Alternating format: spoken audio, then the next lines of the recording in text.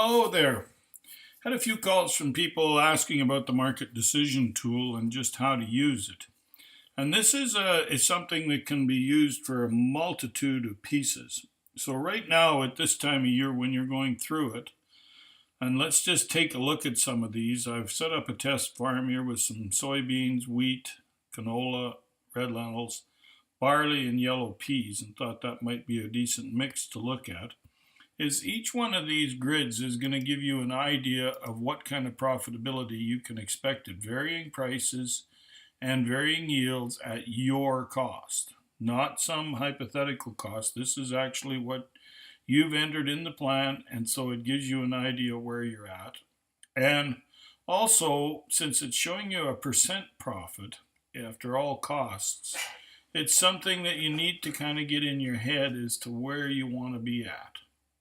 Now, some people that I've talked to said, well, I want to have a minimum of 20%, and to be able to make things work that way is where I want to be. Well, okay, then in this case where you're at 1050 on soybeans and at 33 bushels a yield, you're in good shape. You get to 35, you're at 27. So you can set that 20% and start to think about where you need to be.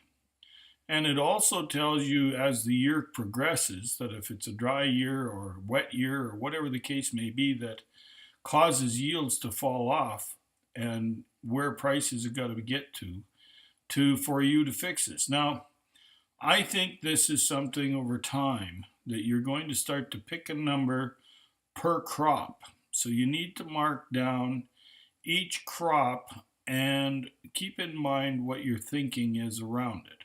So let's just go from soybeans over to the next one here, over to spring wheat. A little bit different. Any chart that has a minimum amount of red on it, of course, is a good thing. We can position ourselves well. Now you can see at your 82 bushel yield on, say, some Fowler or some sort of high producing wheat, is showing you a 26% return. So you may say to yourself, well, I don't want to grow wheat. That 20% rule certainly works. Matter of fact, I'd like it to be a little higher than 20 is where I want to be at. It's at 675 is the price. Depending on where our loonie goes, it'll tell you where that price is going to be. At the same time, as you're hearing lots of things about high stocks to use ratio globally in wheat, maybe I shouldn't be quite so greedy, and if I can pick up something at 660, I'm still well above my 20. And we can start our marketing back a little further and sell into the rally rather than trying to peg the whole works at the top, which you'll never do. So that's something to think about and use this to look at when you get an offer from someone on price. Let's go to the canola. Everybody's trying to get 11 plus dollars right now. Lots of talk about a big carryover of canola. You can agree or disagree with that. Right now at $11 at 52 bushels, you're at 21% return. So that's kind of meeting the goal of your farm, but barely. And 55 bushels is going to put you at 26. So that's the one thing about canola is that a few bushels make a huge difference. So again, being patient and locking things up, there's nothing wrong with those kinds of returns. Talked to a few producers who've even got 2/3 sold at a certain price because it makes them that kind of return and they're just happy with it. Nobody ever went broke selling up here in the green. It's when you get caught down here with lower yields and the prices are still good because just your neighborhood got hit. So this way you can sleep at night and know where you're at. And you can see what kind of yield you could take if you had sold it at 52 and 30%. Well, what if I went from 32 to 48 bushels and the price stayed there? Well, I'm still going to be sitting okay. So take a look at this, and I think it gives you some confidence as to what to do. Big difference between crops. Let's go to lentils here. Hardly got any red at all on this. I don't need to spend a lot of time on this. We know at 24-cent lentils and 2,000 pounds of yield, it's a 34% return. This crop, even at, looking at how crappy the prices are right now, even if you get down to 18%, 19-cent lentils are still producing 18 cents, 18% return. So let's not get all hung up because, oh my God, we want 30-cent lentils, which are an absolute home run. you need to look at what kinds of returns you can make on it as opposed to what the actual price is. And every farm is going to be different. Some of you guys will have costs that'll be $350 and some will be $280. So get it done and know where you're at. Barley. Now this is one of my favorites.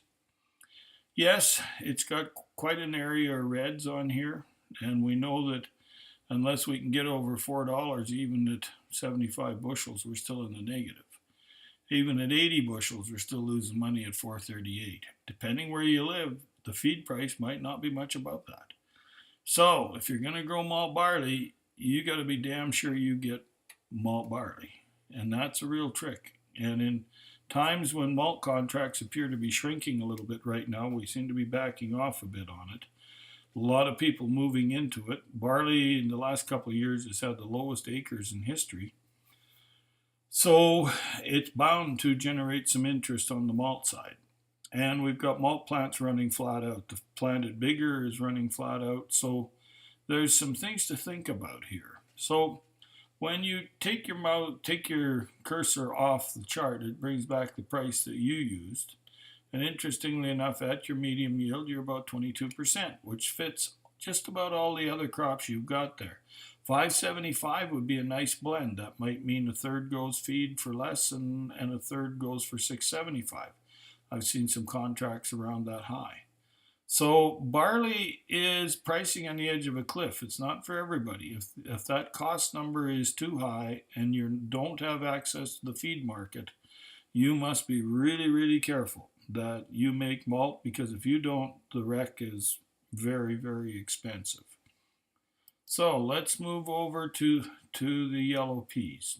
And again, getting kind of a bad rap, I think, out there right now, because 750 peas is not unheard of. And at 44 bushels, we got 21% turn on this farm. And again, I would say this farm is a little bit higher cost.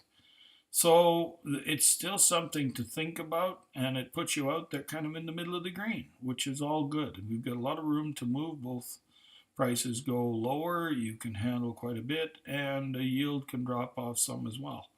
So it's a more of a lower risk crop in total. And again, you won't know this until you fill a plan in and put it in. So you've got a 2-week free trial. Get it filled in and walk through this. It's something of interest.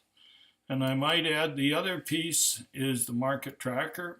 Is you simply fill out what you've sold, and it will automatically show you what percentage you're down to. And this will text you every 2 weeks with your break even, your total production, and what you got left.